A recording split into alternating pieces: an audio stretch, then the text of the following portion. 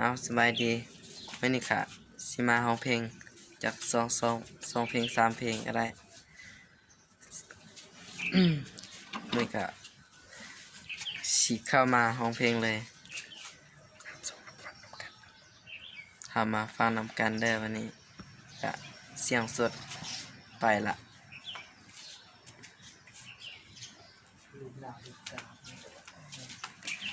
ตั้งแต่มือเฮาอยู่ด้วยกันน้องสำคัญกับอ้ายกว่าไผสัญญากันไว้พร้อมมือได้เฮาสิจัดงานแต่งอ้ายฮักเจ้าฮักแห้งแพงหลายอ้ายยอมตายแทนได้เด้ล่ะบ่เชื่อเลยว่าเฮาสิมาห่างกันก่อนแต่งบอกได้บ่เหตุผลของเจ้าหักสองเฮามันยังขาดบ่อนใดที่อยู่กับอ้ายน้องยานอ้ายพาไปกินเกลืออยู่กันมาเกือบปีอ้ายบ่เคยขัดใจเจ้าวันอาทิตย์วันเสาร์เจ้าอยากไปไสอ้ายตามใจทุกเทื่ออ้ายบ่ดีบ่อนใดคือจังทำให้กันคักแท้หนอหรือเจ้าลิ้นบ่พร้อมยังอยากเป็นโสดบ่พร้อมมีคู่กายเจ้าอยู่กับอ้ายจะอยู่กับไผอ้ายยังบ่ฮู้บอกมาเบิ่งดูสิสานต่อหรือว่าพอสำนี้ อ้ายสิโทรหาพ่อกับแม่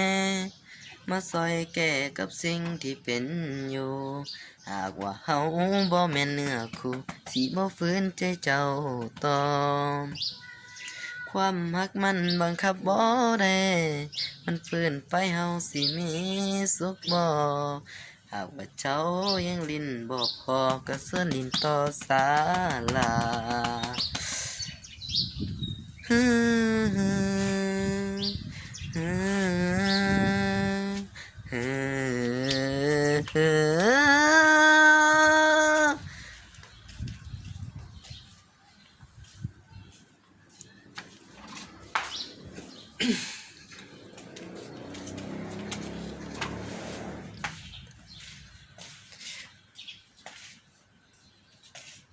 โอ้ยชิมอนบ่นี่เสียงเพลงเสียงคอนี่เสียงสดเนาะ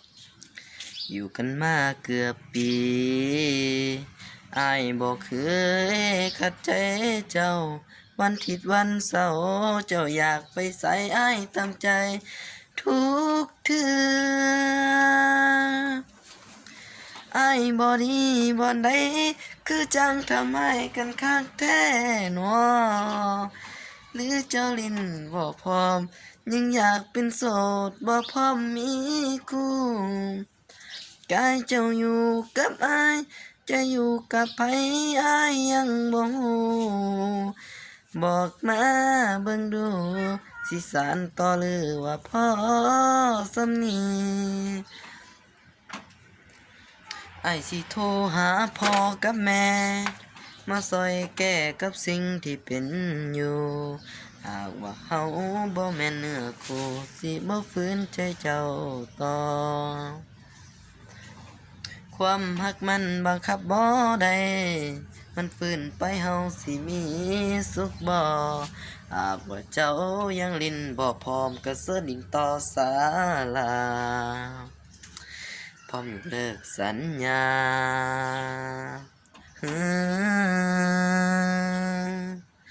พร้อมยกเลิกงานแต่ง